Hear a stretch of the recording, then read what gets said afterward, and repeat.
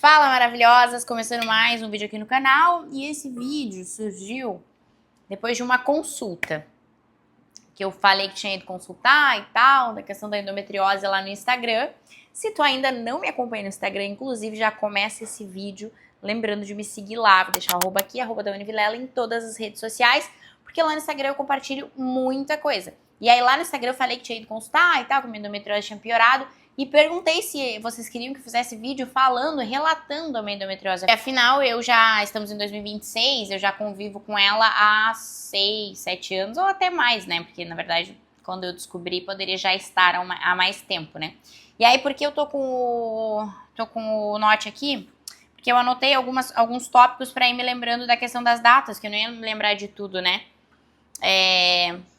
E aí, quando eu postei ali no Insta, eu vi que muitas de vocês sofrem com isso também, né? Não só com a endometriose, mas com algumas outras coisas que as mulheres sofrem, né? Infelizmente, existem muitas doenças autoimunes que as mulheres têm hoje que não tinham antigamente, ou que tinham antigamente, mas eram descuidadas.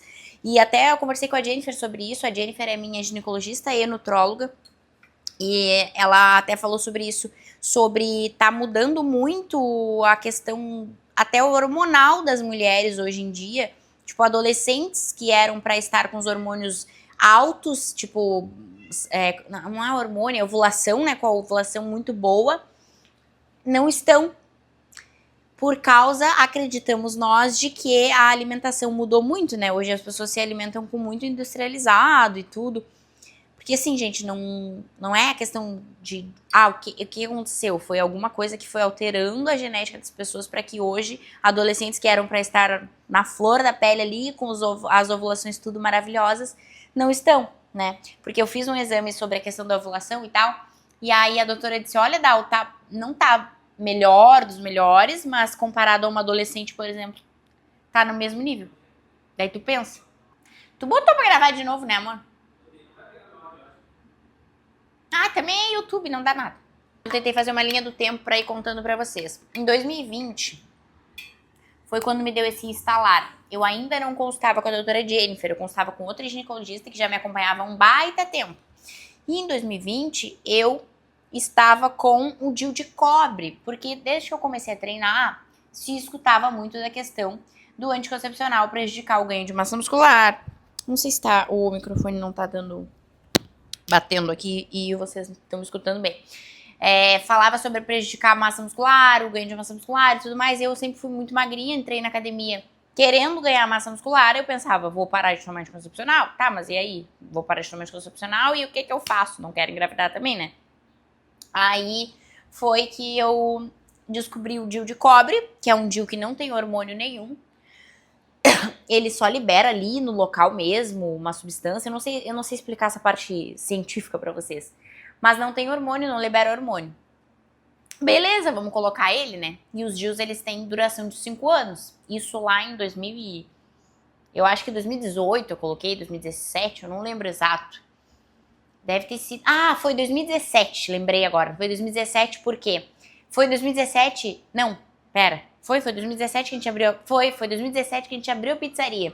Eu coloquei o meu DIU na semana que a gente abriu a pizzaria, o DIU de cobre. E aí falavam muito que dava muita cólica, que ficava com muita dor e tal. Realmente eu tive bastante cólica, mas eu sou uma pessoa que não sou parâmetro pra dor, então pra mim até que foi tranquilo por toda a questão de estar abrindo a pizzaria e tal, né? E foi tranquilo. Coloquei o DIU de cobre, porque não tinha hormônio e tal. Naquela época eu não era atleta ainda, mas já treinava, já tinha um objetivo de ganho de massa muscular, já produzia conteúdo aqui pro Instagram, tudo normal. Beleza.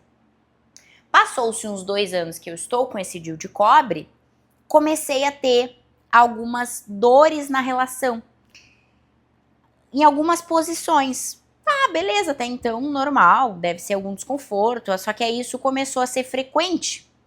E aí eu, com a minha cabecinha, eu pensei, não mudou o meu parceiro, continua o mesmo. É o mesmo tamanho, por que tá dando uma dor diferente? Sério, gente, eu pensei, como assim? É a mesma pessoa, é o mesmo tamanho, nada mudou, por que tá doendo? Levei essa queixa, essa reclamação pra minha ginecologista da época, doutora Nara. E aí a doutora Nara disse pra mim, é em todas as posições, como que tu sente e tal, é sempre a mesma dor, onde que é a dor? E era uma dor que vinha aqui, sabe, abaixo do umbigo. Como se estivesse furando, assim, sabe, doendo mesmo. E aí ela disse, é normal, tu sente em todas as posições? Eu disse, não, só em algumas. Aí eu falei pra ela na época que é as posições que eu senti. Ela disse, não, é normal, algumas mulheres têm reclamação de dor na relação em algumas posições. Gente, para o vídeo agora. Não é normal sentir dor na relação. Relação sexual é para gerar prazer, é para ser bom e não ruim. Existe um desconforto em algumas posições, uma coisa que tu sente mais, mas não é dor. Dor, a gente sabe o que é dor e o que é um desconfortinho ali pela posição. Então, dor não é para sentir, dor não é normal. Mulheres, não normalizem sentir dor na relação.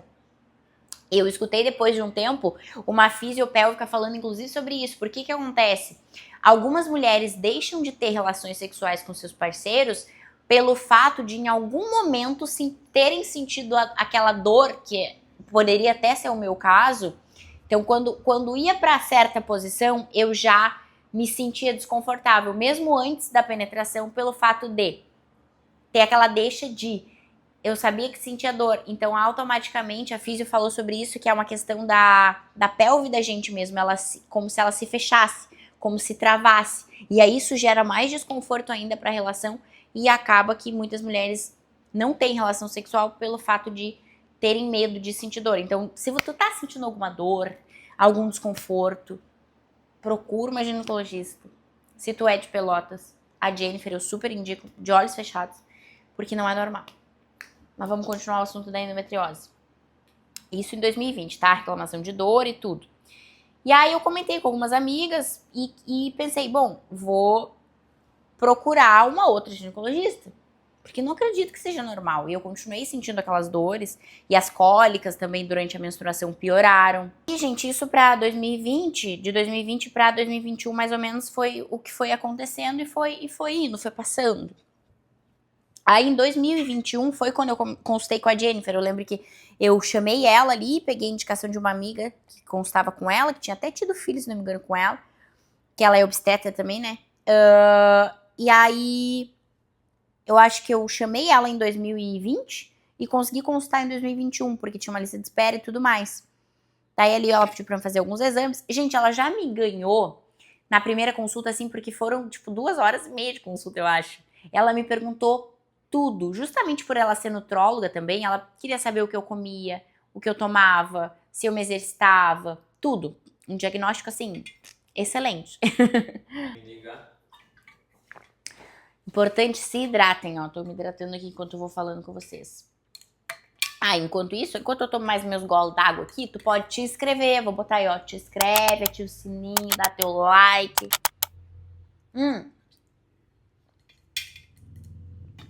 Comenta aí embaixo também se tu tem endometriose, tu conhece alguém que tem, se tu tem algum problema desses que eu tô falando e tu achava que era normal. Bom, vamos lá. 2021, consultei com a Jennifer, ela me ganhou muito ali na primeira consulta. E, gente, foi incrível, porque eu fui pra mesa ali, pra maca, pra fazer o exame de toque, que toda ginecologista faz. E ao tocar ali, ela perguntou, dói aqui? Dói desse lado? Gente, ali ela já disse, eu acredito que tu tenha endometriose. Só no exame de toque ela já imaginava que poderia ser endometriose. E a outra doutora fazia o exame de toque e me dizia que era normal. Gente, só aí já dá um nervoso, né? Mas tá. Enfim, a Jennifer me deu as opções. Naquela época ali, eu acho que eu já tava me inclinando pra o fisiculturismo. Não me lembro se eu já tinha competido. Eu acho que eu não tinha competido ainda. Não tinha competido ainda. Eu acho que eu tava me preparando pro concurso aquele que eu participei do fitness. E aí, a Jennifer ali na consulta me deu as opções. A gente poderia usar gestrinoma, se não me engano, que é um hormônio. Que é o chipzinho da beleza que também dá pra usar, alguma coisa assim. O Mirena e o Caína, que são 2 DIUs, né? E o que ela disse? Ó, o Caína tem menos hormônio que o Mirena, mas pode ser que não funcione pra endometriose. Por quê? Porque a endometriose ela é como se a gente menstruasse fora da vagina. Será que essa é a explicação correta? Eu tô explicando do meu jeito, tá? É como se a gente jogasse sangue em partes dentro do nosso abdômen aqui, do nosso ovário, do nosso útero, e aquele sangue vai todo mês, toda vez que a gente menstrua de novo, ele se ativa e cria uma inflamação. Acredito que seja isso, tá? Tô falando do meu jeitinho. E é isso que causa dor, isso que causa o desconforto. Então a gente precisava parar a menstruação, teria que ficar em amenorreia para que a endometriose não evoluísse. Afinal, a minha endometriose é uma endometriose no inicinho, assim, a gente descobriu no inicinho, é muito pouquinho, não precisa de cirurgia, graças a Deus, não estava em aumento nem nada. Então essas seriam as melhores opções para mim naquele momento. Ela, sabendo de todo o meu estilo de vida e tal, falou, ó, Kalina tem menos hormônios, seria melhor pra ti em questão de retenção e tudo mais, mas pode ser que não funcione, porque ele tem menos hormônio, né, e muitas mulheres acabam não ficando em amenorreia com o Kalina. Isso poderia resultar de 3 a 8, 10 meses, para poder parar de fato a menstruação, que era o nosso objetivo principal. Bueno, trocamos o DIU, inclusive, eu tenho isso tudo registrado aqui no canal. Eu vou até fazer uma playlist ali vou botar sobre coisas de mulher, alguma coisa assim. Que tem o meu primeiro vídeo colocando o DIU de cobre, tem o vídeo trocando o DIU e tem o vídeo depois de um mês, eu acho que eu tava com o DIU falando dos meus relatos. Então tem material aqui pra vocês, por isso é importante que vocês se inscrevam no canal, ativem o sininho. Tem bastante vídeo aí. Tem também minha trajetória com silicone, já aproveito pra falar o que tem aqui no canal, né? Vamos lá, parei de menstruar, tá, aqui ó, por isso que é importante eu ter colocado aqui minha linha do tempo, senão eu ia me perder. Eu parei de menstruar, de fato, uns 8, 10 meses depois. Ainda menstruava um pouquinho, mas menstruava. Ah, outra coisa que eu fiz nesse meio tempo aí, foi trocar, eu já não gostava de absorvente tradicional, eu acho muito, gente, eu acho, desculpa quem usa, mas eu acho muito anti-higiênico, muito fedorento aquilo. Às vezes tu acha que tu tá menstruando 10 litros de sangue e não, tu não está maravilhosa. Tu só está usando o absorvente errado. Aquele absorvente é um pingo de sangue, ele espalha, parece que é 10 litros. Não é. Bom, aí eu troquei pro OB na época e, gente, aí com a função de troca de DIU e tudo, eu explico isso no vídeo, inclusive no outro vídeo.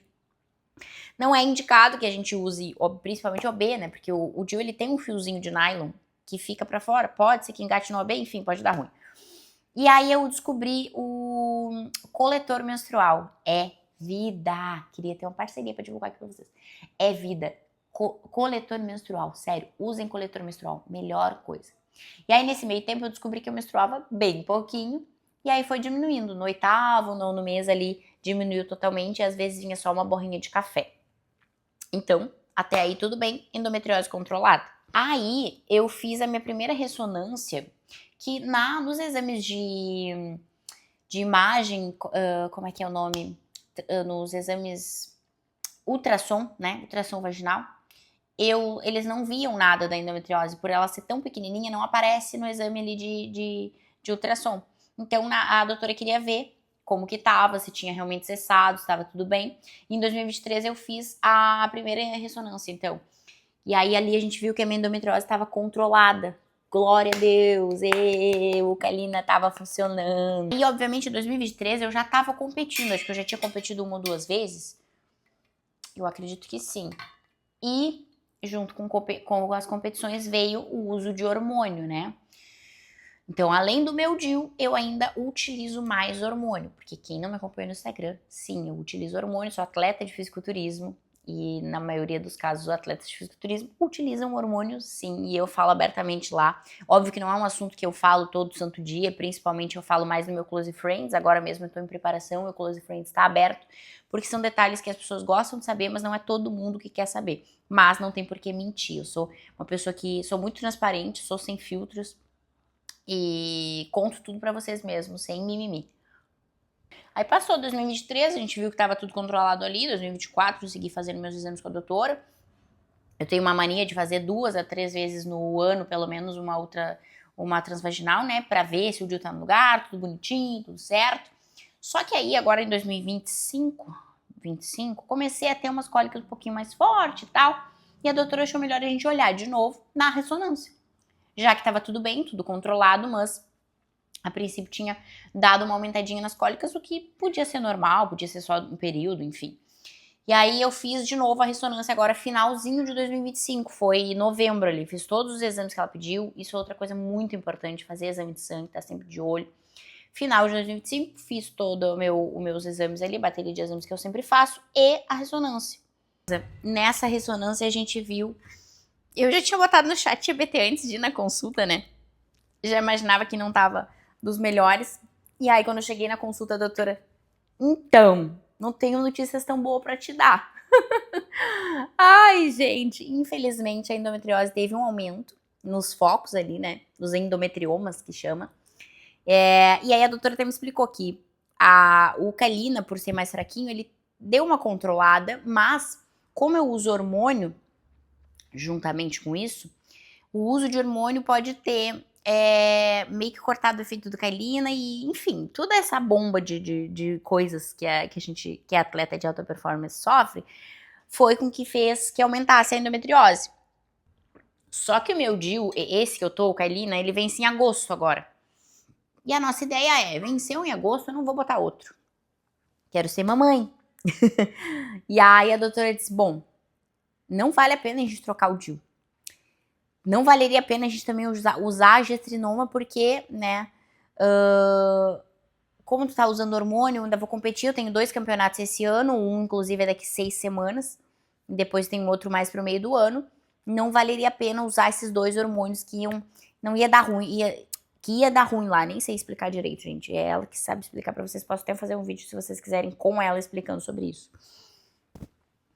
E aí, então, ela disse, ó, o que a gente pode fazer? Tu pode usar... Ai, fiquei em baita tempo na consulta, umas 2 horas e pouco pra gente conversando, ela pesquisando, entendendo o que seria melhor.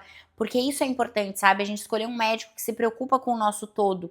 Não quer só resolver aquilo ali. Tipo, ela poderia simplesmente dizer assim, olha, se a gente deixar desse jeito, vai aumentar a tua endometriose e tu tá competindo com hormônio e tal, não tem o que a gente fazer. Não, ela olha o todo e ela entende que isso é a minha vontade, que isso é um dos meus sonhos, e que eu quero também ser mãe, então tudo isso foi colocado na balança.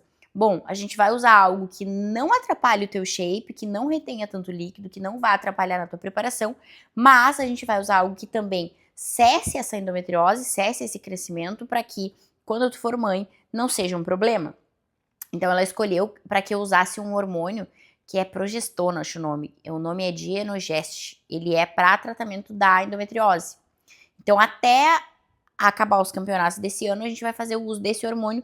Não vamos mexer no DIU, vamos deixar ele lá bonitinho como ele tá, e vamos fazer o uso juntamente desse hormônio, além dos hormônios que eu já utilizo para as preparações. Então, todo esse cuidado, sabe, dos detalhes, tudo isso faz diferença.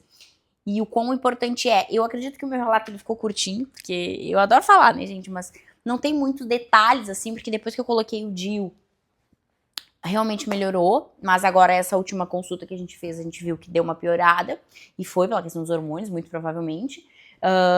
Mas, enfim, quem tá na chuva pra se molhar, a gente sabe do risco, quem usa hormônio sabe do risco. Por isso é tão importante a gente fazer esse check-up geral todo ano, tá cuidando de tudo, de todas as coisas, inclusive do coração. Quem é bodybuilder tem que cuidar do coração, porque o coração também é um músculo, ele também evolui junto contigo, então tem que ter esse cuidado. Graças a Deus minha pressão é boa, mas não dá pra ser 100%. Postei um vídeo lá no Instagram ainda falando sobre isso, né, esses dias. Em algum momento sai do equilíbrio, não tem. O atleta de alta performance, ele não vai ser saudável o tempo todo.